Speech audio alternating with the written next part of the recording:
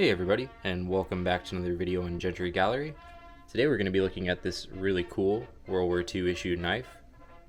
This is a Case XX marked 337-6Q, otherwise known as the 337Q.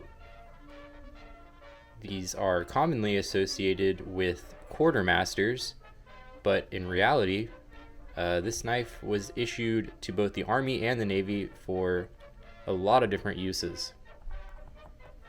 You might be familiar with the brother of this knife, and a far more common brother of this knife, the WW2 225Q. It looks almost identical, but there are some very specific differences that I'm going to point out today. So without further ado, let's take a look at this thing. Starting off here with the blade, this is almost identical to the Cattaraugus. I believe that the fuller is a little bit of a different design, but on this one we have this really nice mirrored finish. This would have protected the blade from damage caused by salt water, prevent rusting, etc., which you see a lot on Navy knives.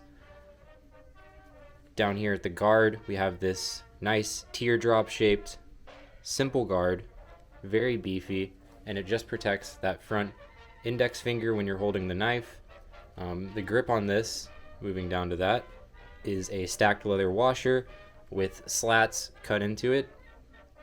Finally, down here at the pommel, we have this extremely hefty single piece steel pommel with a waffling pattern on the bottom. And this thing really brings to mind a hammer, and I'm assuming from my research and just looking at the thing that is what the intended purpose for that was, either nails or spikes for tents or things like that. This would be perfect for that. On the Cattaraugus, this is actually a 3 or 4 piece pommel, so it's like stacked steel, and then you can actually see the tang here, and there's a pin that goes through that holds a hammerhead similar to this on the bottom. So a lot more complex, but I'm assuming cheaper to manufacture on the Cattaraugus side. One thing I didn't mention also is that the grip on this slatting is a little bit different. The Cattaraugus has basically just a flat stacked grip with purposeful scuffing in the middle, which is pretty interesting. I'll try to find a photo of that if I can. Finally, let's take a look at the sheath here. Very simple sheath. Nothing special there. But one thing to note about this is that it is actually backwards. It rides as if it was a knife intended for a left-hand user. Let me get this in there. So if this was on your hip, you would actually draw it with the blade actually facing your rear. I'm not entirely sure why they did that. It's assuming you're a right-handed user, which most people are. I haven't really seen any information on why they did that, besides maybe it being some kind of just like design choice that someone at Case Corporate decided to make. These 337Qs are not super common to find. They made about 300,000 of these from my understanding, compared to approximately 1 million Cattaraugus 225Qs.